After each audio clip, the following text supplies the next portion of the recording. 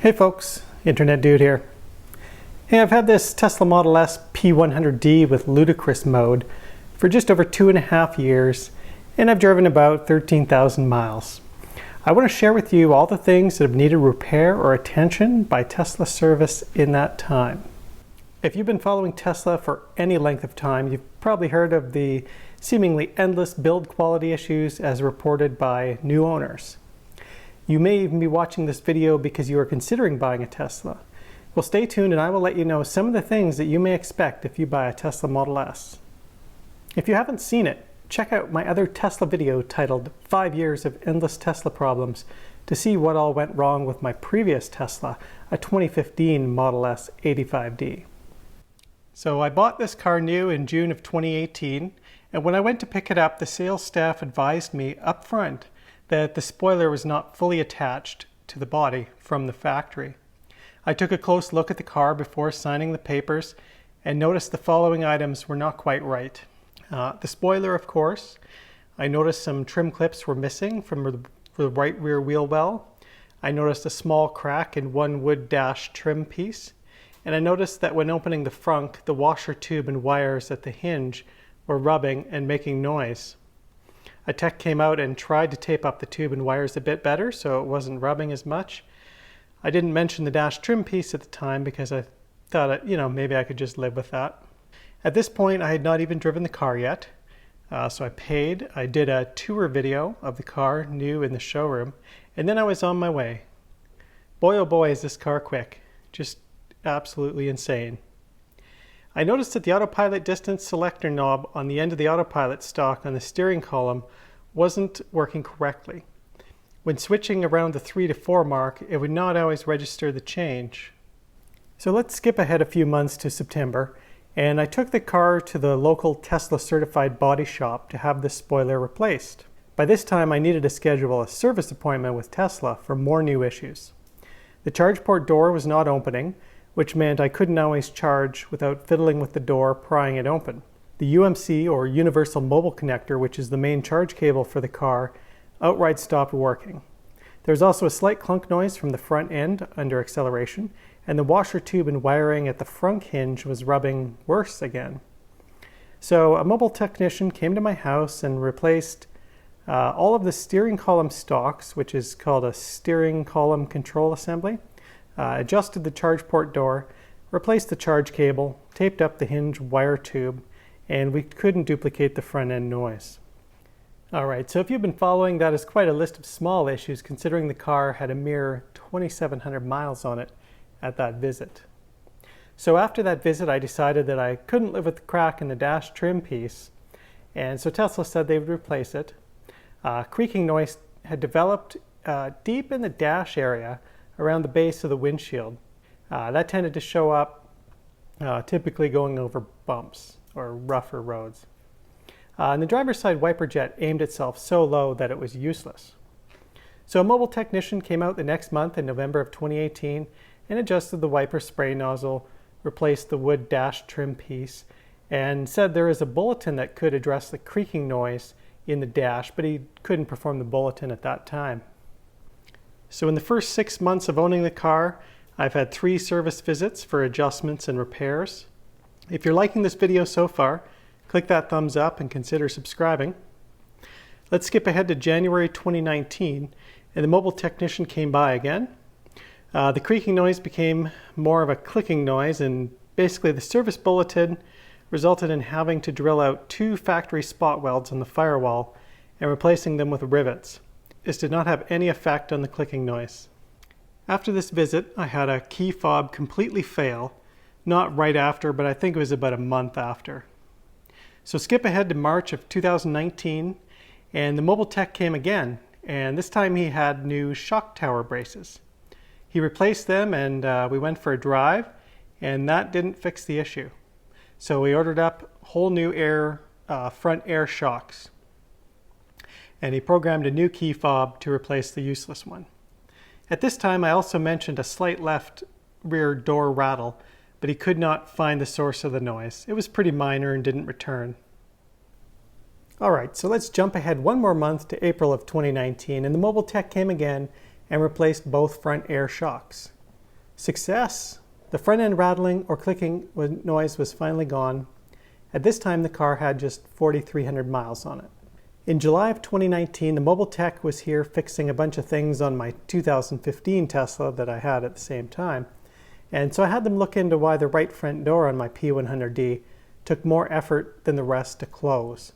He looked at it, lubed things, and said, "It's normal. I've been driving Teslas for over 4 years by this point, and the door was sometimes left not closed all the way from people that regularly used that door." Okay. So the next service visit wasn't until December of 2019.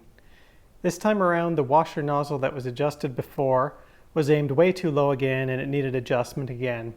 And the front end rattle had returned a bit. The tech ordered new suspension end links for the next visit to try replacing them next. At this visit, I asked about why Navigate on Autopilot doesn't work on the Trans-Canada Highway. They told me to give them a timestamp of when this was disengaging, and they could look into why. They could look in the car logs. So in case you're not aware, Navigate on Autopilot is a set of features that allows the car to change lanes without requiring driver input. It automatically takes highway on-ramps and off-ramps and more. Also, at this visit, the tech brought a replacement left front fender repeater camera, as my current one was giving errors. However, the camera was damaged in transit, so he couldn't replace it at that time. The next service visit was in February of 2020. The tech replaced the suspension end links, which had no effect on the front end rattle noise. He told me that it is probably the air strap mounts, which was the problem last time. And I pretty much figured the same thing at that point because it was starting to sound the same. He said there's no updated parts, so I'll have to wait on that issue. For the record, I never heard back about that. If you watched my 5 years of endless Tesla problems video, you'll see that I lived with a slight front end rattle noise for literally years before it was properly diagnosed and repaired. I guess front end rattles are normal and something you need to live with when you buy a Model S. The tech also lost the replacement repeater camera, so once again I would need yet another service visit to address these issues. Skip ahead to April 2020 now, and I received word about why Navigate on Autopilot wasn't working as described by Tesla. It turns out that because the Trans-Canada Highway has side roads that intersect or cross, I would not be able to use Navigate on Autopilot there, basically ever. It is how the autopilot system is designed. That was a big disappointment. So in May 2020, a mobile tech came back to replace the left repeater camera on the fender and also installed the upgraded full self-driving Hardware 3 computer, which I was basically promised that when I bought the car that I would get that future upgrade. At this time, I informed the tech that some of the daytime running light LEDs in the passenger's side headlight were dim. He would order a replacement headlight. Okay, so at this point, I've had the car for 2 years, and if you're counting, that is 11 different service visits. Not to mention that I had other visits in addition to fix my other 2015 Tesla when I still had it at the same time as this one. This is starting to get ridiculous. Later in May, the left scroll wheel on the steering wheel button broke in, and the right front inside door handle trim piece fell out. I was really getting fed up at this point. Then in July 2020, I received the message, "Charge port disabled, charging unavailable," on a few occasions. The mobile tech came back later in July and replaced that right front headlight, the steering wheel switches, the right front door handle trim piece, and replaced the charge port door for good measure. I noticed after this visit that the charge port door was hitting the body again and not opening every time. Plus, the right headlight was severely misaligned. The mobile tech came back in November 2020 to align the headlight and adjust the charge port door so it doesn't hit the body anymore. Fast forward to today, February 2021, and that adds up to 13 different service visits. To me, it's just too much, and I'm tired of it. Leave me a comment below and let me know what you think. Is it reasonable to have 13 service visits in about 2.5 years and have issues crop up repeatedly? If you're a Tesla owner, how has your vehicle been in regards to initial build quality and getting service after purchase? Currently, the driver washer jet is aimed low below the wiper again. The front end still has a slight rattle noise over bumps, and honestly, the right headlight isn't aimed quite right as it was from the factory. I also occasionally get a different rattle noise from the front under hard acceleration. Here's a clip of what happened last week.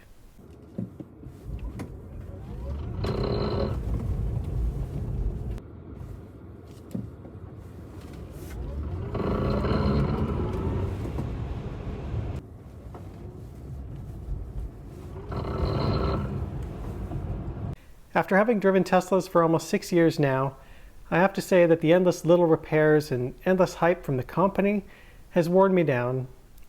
Tesla needs to figure out build quality, dependability, and customer service, or they will lose long-term customers.